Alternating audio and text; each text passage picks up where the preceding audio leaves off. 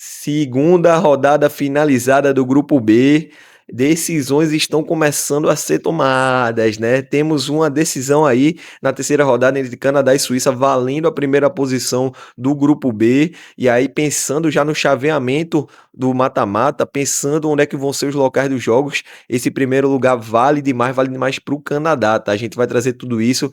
Vamos falar um pouquinho aí dos jogos de hoje, dessa segunda rodada do grupo. A gente teve mais cedo Suíça e Bósnia e agora há pouco, acabou agorinha, Canadá 6, Catar 0, né? Suíça 4-1 na Bósnia e Canadá 6-0. Um jogo que teve suas circunstâncias, né? Primeiro que foi, não tinha visto nenhum jogo nesse estádio em Vancouver. Gostei muito, acho que já teve, né, na verdade, mas eu não tô lembrando de algum jogo lá, mas ele todo vermelhinho da forma que foi, com a torcida do Canadá presente, lembrou demais o Beira-Rio, né, e até a saída ali que tem uma abertura na arquibancada, né, por trás do gol. Se a arquibancada fosse um pouquinho mais oval, era igualzinha, idêntica ao Beira-Rio, é. Lembrou demais, teve essa semelhança aí com o Beira-Rio. E aí, de novo, ele, Larin, o camisa 9, pô. Falou que ele, na verdade, estava um jejum antes da Copa tal. Chegou lá no jogo, primeiro jogo contra a Bósnia, precisava de alguém para meter a bola para dentro. Ele entrou e fez o gol de empate, né, do Canadá contra a Bósnia. O Canadá que pressionou demais a Bósnia nesse primeiro jogo, teve 61% de posse de bola. Canadá e Bósnia, né? Mas tinha um momento ali que parecia que a bola não entrar, mas faltava alguém, né, para colocar para dentro. E aí, camisa 9, Larry botou, e aí ele de novo para destravar esse jogo contra o Catar, né? E aí, depois o Canadá fez 2-0, aí teve o vermelho, que foi um lance justo. Vocês acharam um lance para expulsão mesmo, o primeiro vermelho do Catar? Eu achei porque a transmissão falou bem, destacou bem, teve um toquezinho por baixo, né? E foi fora da área. Se eu achei que foi falta por cima também, tá? Mas se não quisesse marcar por cima, tinha por baixo, e aí era falta de certeza, foi fora da área, e aí foi expulso, ficou a troca, né, do pênalti, em vez da expulsão, seria melhor pro Catar, mas acabou sendo a expulsão, e aí ali, o 2-0 tava encaminhando o jogo, praticamente acabado, e o 2-0 mais a expulsão, acabou com tudo, né? Só que aí teve a lesão de Koné, né? Camisa 8 do Canadá, um jogador importantíssimo, tá? Ele foi um dos melhores no primeiro jogo contra a Bósnia e estava sendo um dos melhores nesse jogo. Para esse time do Canadá funcionar, para esse meio-campo aí funcionar, um Canadá que gosta de jogar com a bola. 61% de posse de bola contra a Bósnia, 79 agora contra o Catar. Tudo bem que contra o Catar, muito tempo do jogo foi com um a mais e depois com dois a mais.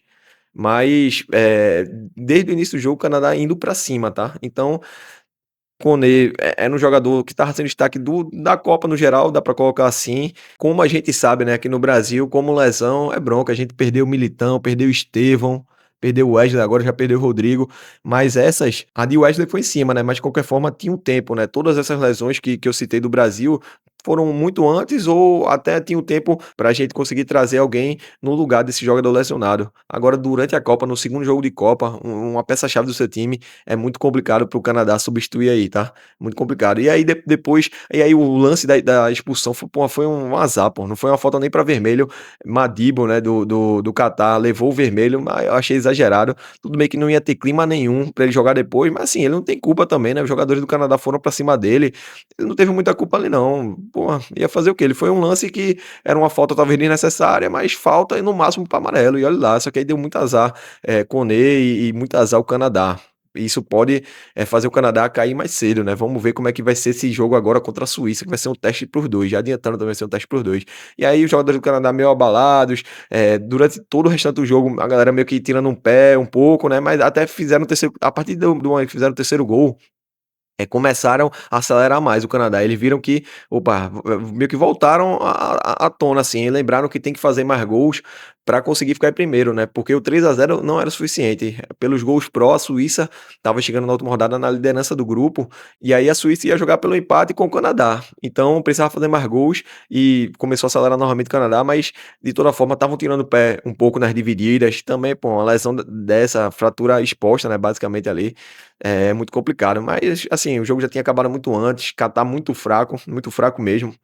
A gente já falou aqui do 61% contra a Bósnia, 79% de posse do Canadá agora contra o Catar. E aí do outro lado, a Suíça, né, já passando para a análise da Suíça, ela teve 68% de posse contra o Catar na estreia.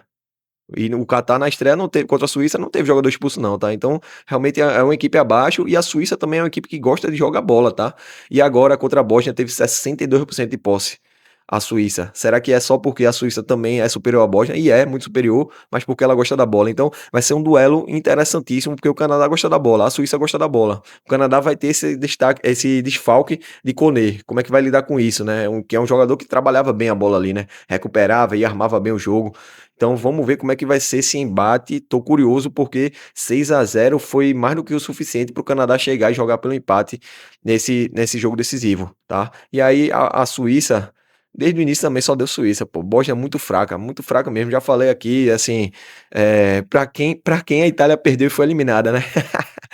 Que é isso, velho. Quando eu olhei assim, alguns minutos de jogo, eu cheguei a essa conclusão. Caramba, a Itália ficou fora pra isso. É triste a situação que a Itália chegou, tá? E aí, teve um quase gol antológico aí do meu camisa 11, né? Uns destaques aí da partida. Ele de bicicleta, quase que fazia um golaço, né? Gol ia ser o gol da Copa, né? Mas o jogo tava travado, 0-0, e aí entrou ele, né? Manzambi, revelação da Europa League, do Freiburg, que foi vice-campeão aí da Europa League. Ele faz o primeiro gol, foi parecido com o primeiro jogo da Suíça, tava faltando também alguém para fazer o gol ali, fez o primeiro contra o Catar e faltou, perdeu muita chance, tinha que ter alguém para fazer ali, e ele entrou bem nesse jogo contra o Catar, tá? Manzambi, na estreia da Suíça, e aí ele entra no jogo, faz o primeiro gol, dá o passe para o lance que gera a expulsão da Bósnia, e ali também destrava mais ainda o jogo, ele faz o terceiro gol, tá? É um jogador muito, muito interessante e que tem que ser titular nessa Suíça aí. Mas a Suíça tem outros bons jogadores também, outros bons destaques. Então, Suíça muito superior a Catar e Bósnia, Canadá muito superior a Catar e Bósnia. Vamos ver o confronto entre elas. O Canadá joga pelo empate. É importantíssimo destacar isso, porque qual a importância para o Canadá dessa liderança? Se a gente for analisar onde vão ser os jogos do 16 avos, os jogos do mata-mata, o primeiro colocado joga tanto os 16 avos como as oitavas de final nesse mesmo estádio que o Canadá jogou hoje, em Vancouver, tá? E o próximo jogo, o terceiro jogo, esse agora vai ser Canadá e Suíça, vai ser em Vancouver também. O Canadá pode chegar a 4 jogos seguidos, caso ele chegue nas oitavas, nesse mesmo estádio. Então é interessantíssimo que o Canadá consiga isso. E quem ficar em segundo já vai jogar em Los Angeles, e aí depois se passar nas oitavas vai jogar em Kansas, se eu não me engano. Então é Estados Unidos já direto, tá? São as últimas oportunidades nesse 16º, nessas oitavas que o Canadá vai ter de jogar em casa. E no mesmo estádio que já vem fazendo os 2 últimos jogos da primeira fase. Jogar 4 jogos seguidos é uma vantagem muito grande.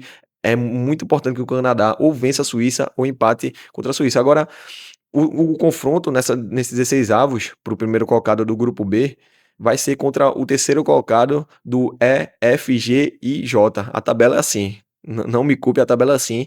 E aí a gente tem que ver como é que vai ser. Essa questão dos terceiros colocados tá uma grande incógnita. Tá difícil para todo mundo entender.